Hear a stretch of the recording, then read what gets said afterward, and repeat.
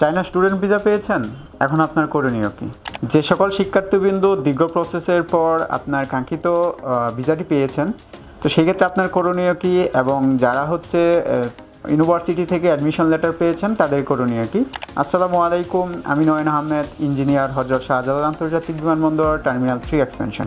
আজকে এই ভিডিওর মাধ্যমে আলোচনা করব যে সকল শিক্ষার্থীবৃন্দরা আপনাদের কাঙ্ক্ষিত ভিসাটা পেয়েছেন চায়নাতে উচ্চশিক্ষার জন্য বা চাইনিজ ভিসা পেয়েছেন, তাদের এখন করণীয় কি, এবং সেই সাথে যারা ইউনিভার্সিটি থেকে অ্যাডমিশন লেটার পেয়েছেন তাদের করণীয়টা কি। প্রথমে আমি বলবো যে সকল শিক্ষার্থীরা চায়নার বিভিন্ন ইউনিভার্সিটি থেকে আপনাদের অ্যাডমিশন লেটার পেয়েছেন বা JW পেয়েছেন, তাদের করণীয় হচ্ছে প্রথমেই আপনি আপনার অ্যাডমিশন এবং JW দিয়ে ভিসার জন্য অ্যাপ্লাই করবেন। এটা হচ্ছে আপনার ফার্স্ট করণীয়। এর আগেও আমি বিভিন্ন ভিডিওর মাধ্যমে বলেছি কিভাবে ভিসাটা প্রসিডিউর করতে হয়, তো এই বিষয়ে এখন আর ওভাবে বলবো না। তো ভিসার অ্যাপ্লাই করার পরে আপনি আপনার এম্বাসি ফেস করবেন, ভিডিও ইন্টারভিউ দিবেন অনলাইন, দেন আপনার ভিসাটা যখন হয়ে যাবে বা যাদের ভিসাটা হয়েছে তাদের করণীয় কি। প্রথমে যদি আমি বলবো যে আপনি আপনার ইউনিভার্সিটির যে ডেট রয়েছে, যেটাতে আপনাকে ইউনিভার্সিটিতে পৌঁছাইতে হবে, এন্টার করতে হবে, এন্ট্রান্স ডেট যেটা রয়েছে সেইটা আপনি আগে জেনে নেবেন ইউনিভার্সিটি থেকে, অথবা যদি কারো মাধ্যমে কাজটা করিয়ে থাকেন তাদের মাধ্যমে জেনে নেবেন। আর সবচাইতে সহজ আপনি আপনার যে অ্যাডমিশন লেটার বা JW পেয়েছেন, যেটা দিয়ে আপনি ভিসা করেছেন, সেটার মধ্যেই কিন্তু আপনার ডেটটা দেওয়া থাকে যে কত তারিখের থেকে কত তারিখের মধ্যে আপনাকে পৌঁছাইতে হবে। তো এই বিষয়টা জানার পরে সেই বিষয় অনুযায়ী আপনি ফ্লাইটের টিকিটটা বুকিং দিবেন, কারণ এরপরে যদি যান তাহলে আপনি হয়তোবা সেই সুযোগটা থাকবে না রেজিস্ট্রেশনের। আর যদি এর আগে যান হয়তোবা আপনি রেজিস্ট্রেশন করতে পারবেন, বাট আপনি ডরমিটরি পাবেন না বা আপনার থাকার যে জায়গা সেটা হবে না। আর এছাড়াও একটা ইনফরমেশান দিয়ে রাখি, যদি কোনো কারণবশত আপনার ওই ডেটের মাধ্যমে পৌঁছানো একেবারেই ইম্পসিবল হয়, তাহলে আপনি ইউনিভার্সিটিকে মেল করে আপনার অসুবিধার কথা জানাবেন।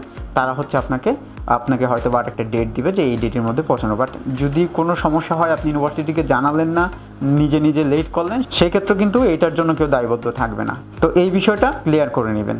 এবং যেটা বলতেছিলাম যে সেই অনুসারে টিকিটটা কাটবেন অনুযায়ী, এবং সেই টিকিটটা যখন আপনি ক্রয় করবেন, যেখান থেকেই ক্রয় করেন না কেন, টিকিটটা অথেন্টিক কিনা বা টিকিটটা ঠিক আছে কিনা সেটা আপনি একটু চেক করে নেবেন।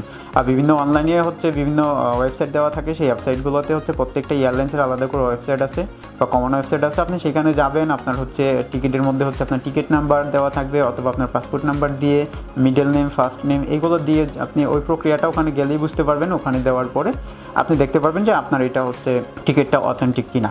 আর যদি এটাও করতে আপনার সমস্যা হয়, সবচেয়ে সহজ উপায় আপনি যে এয়ারলাইন্স থেকে টিকিট কেটেছেন সেই এয়ারলাইন্স দিয়ে সার্চ করে ওদের হেল্পলাইন নেবেন, বাংলাদেশে যে নাম্বারটা থাকে সেটাতে কল করবেন, করে আপনার এয়ার টিকিটের নাম্বারটা বলবেন, তারা আপনাকে বলে দেবে যে এটা টিকিটটা বুকিং হয়েছে কিনা, এটা একটু কনফার্ম করে নেবেন। এরপরের করণীয় আপনি যেটা করবেন যে আপনি যেদিন ফ্লাই করবেন, আপনার ফ্লাইট ডেটটা থাকবে, ফ্লাইটের ডেট থাকবে, সেদিন একটু কষ্ট করে সব কিছু আগেভাগে গুছিয়ে মিনিমাম আপনি 3 ঘন্টা আগে এয়ারপোর্টে পৌঁছানোর চেষ্টা করবেন, এবং এটা থাকবেন। কারণ ওখানে ঢোকার পরেও আপনার বিভিন্ন রকমের কার্যকলাপ রয়েছে। আপনাকে প্রথমে ভিতরে যাইতে হবে, দেন কাউন্টারে আপনার অনলাইন টিকিটটা দেখাইতে হবে, ওরা আপনাকে বডি পাস দেবে, অ্যান্ড আপনার যে বুকিং লাগেজটা আছে সেটা আপনার ওরা নিবে। সো এই বিষয়গুলো একটু মাথায় রাখবেন। আর একটা বিষয় আমাদের অনেকেরই সমস্যা হয়, আমরা যখন ফার্স্ট টাইম চায়নাতে যাই বা যে সকল স্টুডেন্টরা চায়নাতে যাবে ফার্স্ট টাইম, তারা কিন্তু একটু বেশি জিনিস নেওয়ার চেষ্টা করে, যে আমি বাড়ি থেকে সবাই একটু দিয়ে দেয়, এটা নাও ওইটা নাও, এবং মনে হয় যে এটা পাবো না ওইটা পাবো না। এই বিষয়গুলো আমরা অনেক বেশি সাথে করে নিয়ে যাই, বাট আমাদের অনেকেরই লক্ষ্য থাকে না যে আমার যে টিকিটটা কেটেছি সেটার মধ্যে আমার লাগেজ কত কেজি আছে। হ্যাঁ, যদি 1 পিস হয় সেটা 23 কেজি হবে।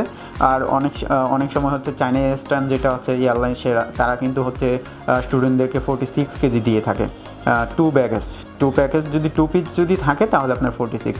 তো এই বিষয়টা একটু করে নেবেন। আদারওয়াইজ কিন্তু আপনাকে এয়ারপোর্টে যদি ওভাবে লোক না থাকে, আপনি যদি আপনার প্রোডাক্টগুলো ফেরত না দিতে পারেন, তাহলে কিন্তু ওখানে রেখে যেতে হবে। সো এটা কনফার্ম করে নেবেন। পারলে একটু বাড়ি থেকে মেপে নিয়ে যাবেন আপনার লাগেজটা কত কেজি হয়েছে, এটা খুবই সহজ হয়। সবচেয়ে বেশি হ্যাসেল হয় এই বিষয়টা নিয়ে, তাই আমি এই বিষয়টা বললাম। এছাড়াও যে আরেকটা বিষয় হ্যাসেল হয় সেটা আমরা অনেক সময় তরল পদার্থগুলো হ্যান্ড লাগেজে দিয়ে দিই, ছুরি কাছে যদি কিছু থাকে, প্লেট, এইগুলো আমরা হ্যান্ড লাগেজে দিয়ে দিই। দয়া করে এই বিষয়গুলো আমরা হ্যান্ড লাগেজে দেবো না, আমরা আমাদেরকে এটা বুকিং লাগেজ যেটা রয়েছে সেটার মধ্যে দেওয়ার ব্যবস্থা করবো, কারণ অনেকেই আমরা বাড়ি থেকে লিকুইড পদার্থ নিয়ে থাকি। তো এই বিষয়গুলো আমরা হ্যান্ড লাগেজে না দিয়ে আমরা হচ্ছে এই জিনিসগুলো আমরা অবশ্যই আমাদের যে ব্যাগেজ রয়েছে সেই ব্যাগেজ বা লাগেজ রয়েছে সেটাতে আমরা দেওয়ার চেষ্টা করবো বা সেটাতেই দিব। আরেকটা বিষয় মাথায় রাখতে হবে, যেটা হচ্ছে যে আমরা যখন ওই আমাদের পেপারগুলো যেগুলো আমরা পেয়েছি চায়না অ্যাডমিশন হওয়ার জন্য চায়না ইউনিভার্সিটি থেকে যে পেপারগুলো পেয়েছি এবং আমি বাংলাদেশ থেকে যে যতটুকু আমার গ্র্যাজুয়েশন করা আছে, ইন্টার ডিপ্লোমা যেটাই করা আছে, সেই যে সার্টিফিকেটগুলো, হ্যাঁ, এই ডকুমেন্টসগুলো আমরা সবসময় আমাদের হাতের নাগালে রাখবো। বিশেষ করে আমরা আমাদের বুকিং লাগেজ, কাঁধের ব্যাগ বা হাতের ফাইলের মধ্যে রাখার চেষ্টা করব। কারণ হচ্ছে আমি যখন ইমিগ্রেশন ক্রস করব তখন কিন্তু এইগুলো ইমিগ্রেশন অফিসার দেখতে চাইতে পারে, তো সেই জন্য আমরা এইগুলো সবসময় হাতে রাখবো। অনেকেই আমরা অনেক সময় ভুল করে আমাদের যে মেইন লাগেজ রয়েছে সেটাতে আমরা দিয়ে দিই, পরবর্তীতে যখন ওখানে ইমিগ্রেশনে যাই আমাদের কিন্তু একটু হ্যাসেল হয়ে যায়। তো এই বিষয়টা আমরা মাথায় রাখবো। এরপরে হচ্ছে আমি যেভাবে যাচ্ছি চায়না থেকে বাংলাদেশ থেকে, যদি কারো মাধ্যমে যেয়ে থাকি, যদি আমার ফাইলের প্রসেসটা কেউ করে দিয়ে থাকে, কোনো এক্সপার্টিস্ট আমার কাজটা করে থাকে বা কোনো এজেন্সির মাধ্যমে যেয়ে থাকি, তাহলে তাদের মাধ্যমে এনশিওর হওয়া যে আপনি চায়নাতে পৌঁছানোর পরে ওই এয়ারপোর্ট থেকে আপনাকে কেউ না কেউ রিসিভ করতে আসতেছে বা রিসিভ করতেছে, আপনার টিকিটটা ওদের কাছে পৌঁছে দেওয়া, প্রয়োজনে আপনার ছবিটা ওদেরকে দেওয়া। এই বিষয়টা এনশিওর হয়ে নেবেন যে আপনাকে এয়ারপোর্ট থেকে কেউ পিক আপ করতে আসতেছে। আদারওয়াইজ ওখানে নেমে নতুন একটা পুরোপুরি নতুন একটা দেশ, নতুন মানুষজন, তাদের সাথে কমিউনিকেশন না করতে পারা, কীভাবে হচ্ছে আপনি ওখান থেকে বের হয়ে ইউনিভার্সিটিতে পৌঁছাবেন, এই বিষয়গুলো নিয়ে কিন্তু একটু হ্যাসেলে পড়ে যেতে হয়।